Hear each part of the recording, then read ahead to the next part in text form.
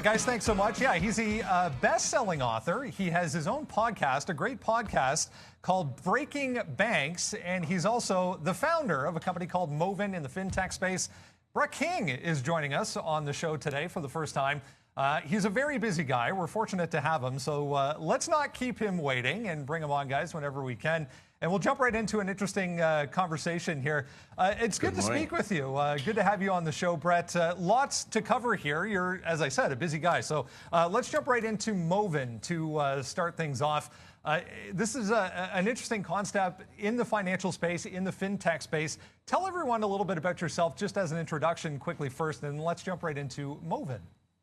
Sure, I'm an Aussie that's been living offshore from Australia for 20 years. I spent time in Hong Kong, Dubai, and have been in the US for the last almost 11 years now. I started as a technologist and then got into writing about a decade ago, and that spurned a number of sort of entrepreneurship moves, creating Moven as the first mobile challenger bank in the world. We since have pivoted to becoming a banking as a service platform. We've got TD Bank as a client, as an example in North America, and we're in 17 different geographies, and we basically help banks now get digitized.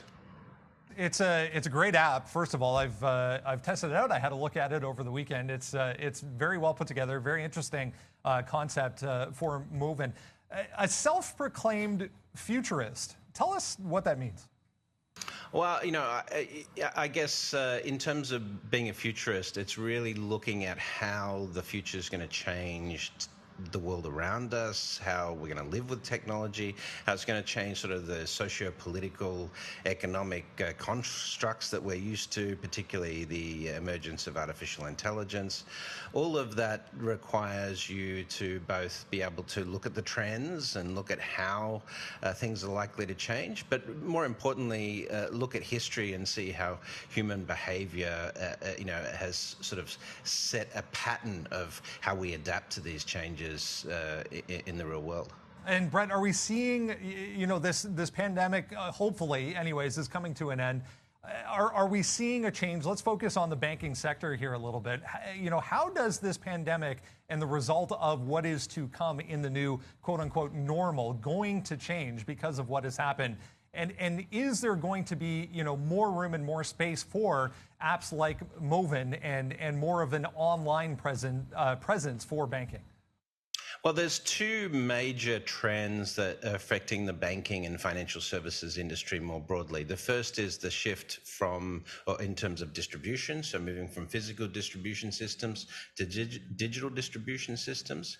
But in the banking system, you've got a lot of friction, a lot of compliance, and so introducing technology is lowering the friction across that sector. So you get this trajectory we're going to, which is low latency, low friction embedded financial services. A good example of that right now is like buy now, pay later capabilities. You don't need to have a credit card. You don't need to negotiate an overdraft. You can get access to credit in the moment when you need it.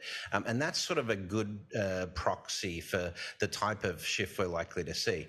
Now, during the pandemic, of course, this digitization effort sped up, but we already knew from that trajectory that we'd seen, particularly since the mid-noughties, that this was going to be a trend, that was inevitable.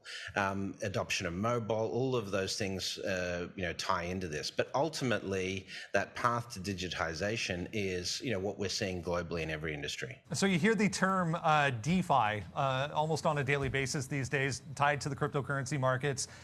Talk a little bit about how you see this playing out when it comes to the decentralization of the financial side of things, whether it be on a cryptocurrency basis or just regular banking. Where are we, say, 5 years down the road, in your opinion? Well, you have to look again at this historically, at the use of money, the way we have done finance in the past, and this is sort of a natural evolution given the internet and global connectivity that we have. And so when you see the decentralization efforts, it really sort of is based on the fact that we don't conduct commerce based on geographical boundaries anymore. This is commerce is truly global. It's real time, and so we need better constructs than sort of the regional or geographical regulation and like fiat currencies and all of those things that we had in the past, moving into the 21st century, where artificial intelligence is going to sort of pull all these systems together. So as you look at, particularly probably in the mid-2030s, as AI comes in to automate government and a whole range of services, you need new paradigms to think of the way that finance should work together. AI to AI or machine to machine communication around trading and commerce is going to be very common. The existing regulations where you have to sign a piece of paper to do stuff don't make sense in that sort of world. And we're already seeing, some of that technology coming into play, whether it just be in the voice activation of the ability to, make transactions and do your everyday banking through the Alexas or the Google AIs of the world. Where's the next step when it comes to specifically the financial sector and AI? Well, we're about to see the Worldwide Developer Conference for Apple, where they're going to release details on their augmented reality technology. So when we really look at the impact of these technologies in respect to your day-to-day banking, the emergence of smart glasses, voice-based AI, the smartphones are all in concert going to have a pretty significant effect. Where, from a consumer perspective, 99% of your day-to-day banking and access to financial services, whether that be value stores, payments, or the ability to move money or access to credit, will be through a technology layer, not accessing through a bank in the typical way. So the ecosystem of 2025 or 2030 really involves three core players: the tech giants who own the technology layer, the surviving banks, and I say that deliberately, and the fintech players who have the specialist capabilities in this arena. Let's talk about the book. You've written in depth in the past on the banking sector. 3, correct me if I'm wrong, or is it 4 volumes? There's Banking 2.0 through Banking 4.0, correct? Correct, and then Breaking Banks, Branch Today, Gone Tomorrow. But I've done a couple of pure futurist things as well. Augmented Life in the Smart Lane, and my new book, The Rise of Techno-socialism, is out in October. Yeah, let's talk about that. What can people expect in the new book? So the biggest challenge we saw with the pandemic was that it really impacted economic uncertainty in a big way, and this problem of inequality, resulting in that economic uncertainty is sort of a global phenomenon now. It's resulting in increases in protests. We've had 1,000% increase in protest participation in the last 20 years compared with the 20th century. But we have upcoming crises that we really have to think about philosophically.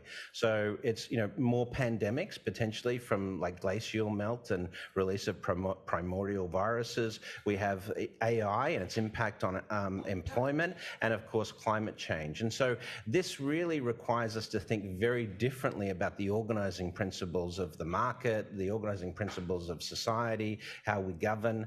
And that's really what this book tries to tackle, is how philosophically will humanity have to adapt to survive these rolling changes and crises that are likely to come down the pipe. You mentioned a number of interesting topics there, but if you had to sum up, techno-socialism, what is that to you? Two major trends that we're going to see in the 21st century. First is the use of technology to dramatically reduce the cost of governance and improve the efficiency of the use of technology for things like healthcare and so forth. And on the other side, a move to much more collective view of the world, away from individualism. Because, climate change, you can't have a national climate change policy. It has to be globally based. Same with what we've seen with the pandemic. The best success success is when humanity works together as a species. So ultimately, we have a choice. There's 4 potential outcomes based on inclusion or exclusion, and based on sort of a chaotic future or a planned, a utopian future. And we classify those as lots of failed governments, Faildistan, a Ladistan with the rejection of technology, Techno-socialism with the application of technology for a better society, and neo-feudalism, where essentially it's capitalism gets supercharged by artificial intelligence and the massive wealth it creates. The rise of techno-socialism, you said the fall. Is there a specific date, release date, or where can people look for that? Yeah, October 21st is our global release date. Thank you. And where's the best place to find it when it comes out? Well, you can check out brettking.com or technosocialism.com, the new website we're launching, but of course, wherever good books are sold. And the Breaking Bad, I want to say Breaking Bad, but it's Breaking Banks podcast. Is that a weekly or a monthly podcast? We've been running it for 8 years. It started around the time of Breaking Bad, so hence the name. Yeah, we've been running it weekly for 8 years. So there's a great back catalogue. A lot of the big names in fintech, of course, if you want to hear about them and their origin stories and things like that, it's all there on the Breaking Banks podcast. We have about 7 million listeners annually, so it's one of the top 1% podcasts in the US. Yeah, check out brettking.com. Very interesting topics, and look forward to a future conversation. Brett King. Thanks for the opportunity. There we go, guys. Interesting. Yeah, watch out for that coming up this fall, guys, on Techno-socialism.